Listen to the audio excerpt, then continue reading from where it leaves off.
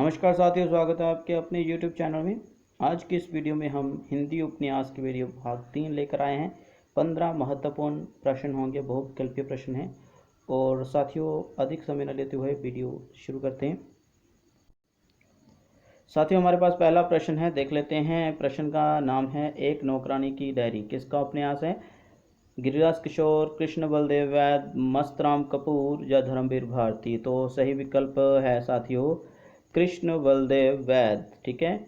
और एक अत्यधिक जानकारी मैं आपको देना चाहता हूं कि कृष्ण बलदेव वैद हार्वर्ड यूनिवर्सिटी से इंग्लिश में पीएचडी हैं, लेकिन इसके बावजूद ये हिंदी में आए। और ये हिंदी के लिए बहुत ही सौभाग्य की बात है कि कोई अन्य भाषा जो कि वर्ल्ड की भाषा मानी जाती है आज, इंग्लिश, तो उसका कोई एक राइटर हमारी हिंदी भाषा में लिखने के लिए प्रस्तुत हुआ, तो हिंदी सौभाग्य हुई।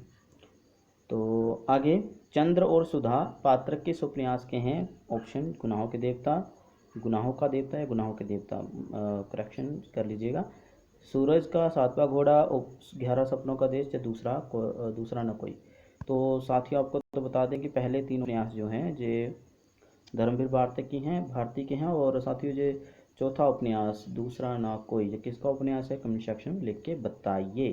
ठीक है जी। अगला जो मतलब स्टेप है हमारा कि क्या मतलब किसके पात्र हैं ये? चंद्र और सुधा पात्र। तो गुनाहों का देवता जो उपन्यास है धर्मवीर भारती का, इसके पात्र हैं।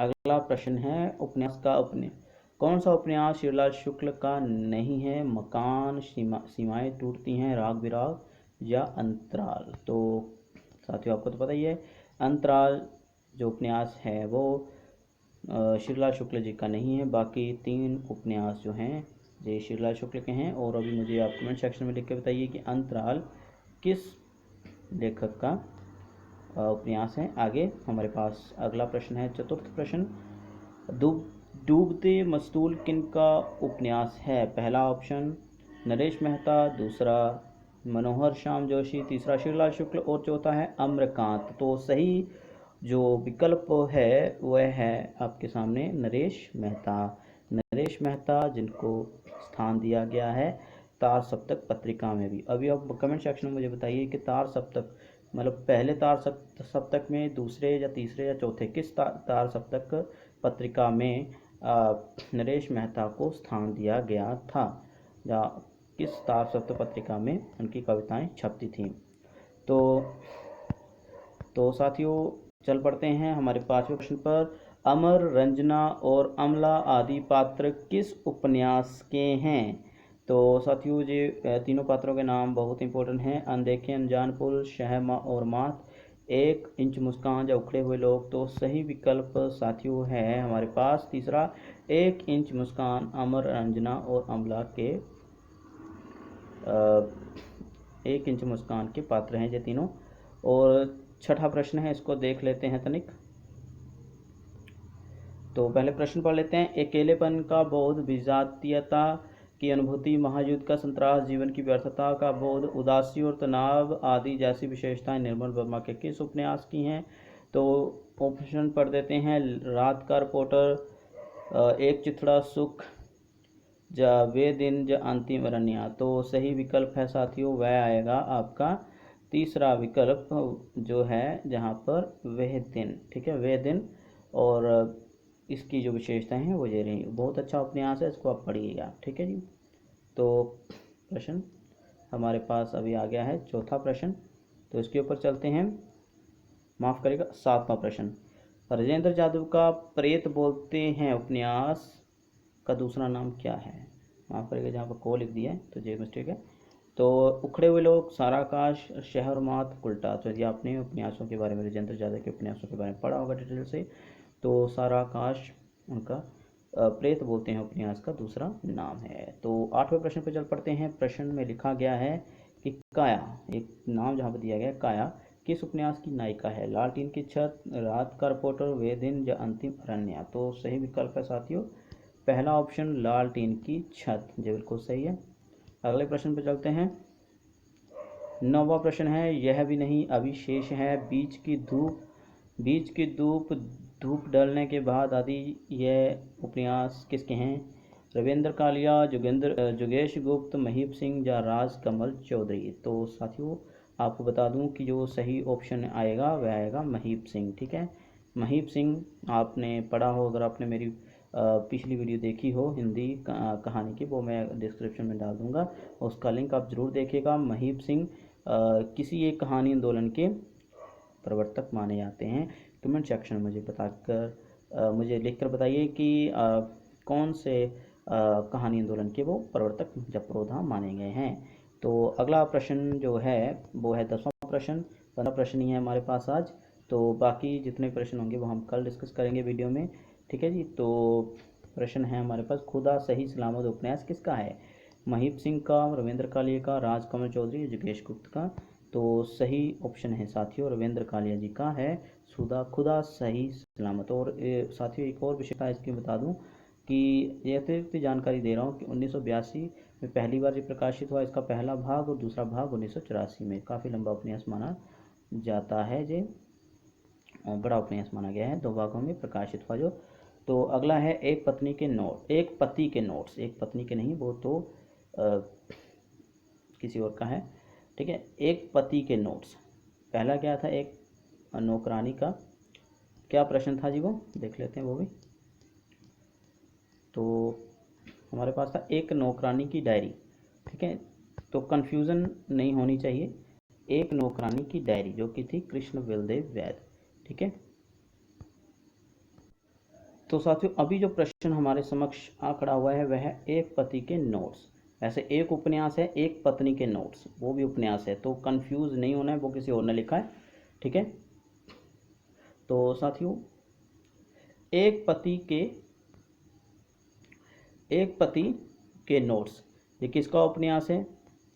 ऑप्शन पढ़ देते हैं, ममता कालिया, शेरलाल शुक्ल, महेंद्र भल्ला या शिवानी। तो साथियों सही ऑप्शन है ऑप्शन नंबर 3। ठीक है, महेंद्र भल्ला जी का है एक पति के नोट्स। ठीक है, और अभी आप मुझे कमेंट सेक्शन में लिख के बताइए कि एक पत्नी के नोट्स किसका उपन्यास है। वेरी वेरी इंपॉर्टेंट उपन्यास है वो भी, और अगर मैं गलत नहीं होगा तो इन्हीं तीनों में से वो रचनाकार है जिसने एक पत्नी के नोट्स नामक कहानी जो उपन्यास लिखा है साथियों। ठीक है, तो एक और जानकारी आपको मैं एक पति के नोट्स के जो उपन्यास के बारे में है वो मैं देना चाहता हूँ। एक पति के नोट्स जो उपन्यास है उसके जो कथानायक हैं, ठीक है, वो कौन से? सीता। ठीक है, एक पत्नी है, कथानायक जो है उसकी पत्नी सीता। ठीक है, महेंद्र भल्ला जी का जो उपन्यास है एक पत्नी के नोट्स, तो जो कथानायक हैं वो खुद हैं। ठीक है, और पत्नी सीता, पड़ोसी की पत्नी संध्या इसके मुख्य पात्र हैं। या हो सकता है कि मैंने पढ़ा नहीं है ये उपन्यास, महेंद्र भल्ला कथानायक ना हो, जहाँ फिर हो सकता है कि उपन्यास में कोई एक पात्र है जो कि कथानायक है, हो सकता है कहानी सुना रहा हो। ठीक है जी, तो जी इसमें कन्फ्यूज़न मुझे भी है, लेकिन महेंद्र भल्ला का उपन्यास है और उसके पात्र हैं कथानायक और उसकी पत्नी सीता, पड़ोसी की पत्नी संध्या। ठीक है जी, हो सकता है इनमें कोई कहा सुनी हुई हो, या मित्र हों या सहेलियाँ, जो भी है ये तो पढ़ने के बाद ही पता लगेगा। मैं पढ़कर आपको ज़रूर मैं इसके बारे में भी बताने की कोशिश करूँगा। अगला प्रश्न है छोटे छोटे सवाल और आंगन में एक वृक्ष किसका उपन्यास है, या किसके उपन्यास हैं? ये थोड़ी सी गलती है, जहाँ पर छोटे छोटे सवाल और आंगन में एक वृक्ष किसके उपन्यास है।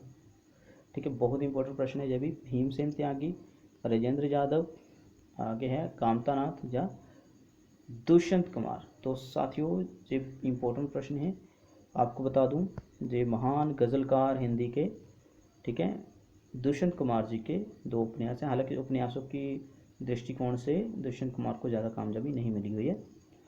तो दुष्यंत कुमार की फेवरेट कविता आपकी कौन सी है वो आप मुझे कमेंट सेक्शन में लिख कर बताइए। ओके जी, तो बहुत अच्छा लिखते हैं जी, मेरे तो फेवरेट है भाई। अगला प्रश्न है आखिरी कलाम किसका उपन्यास है? आखिरी कलाम किसका उपन्यास है?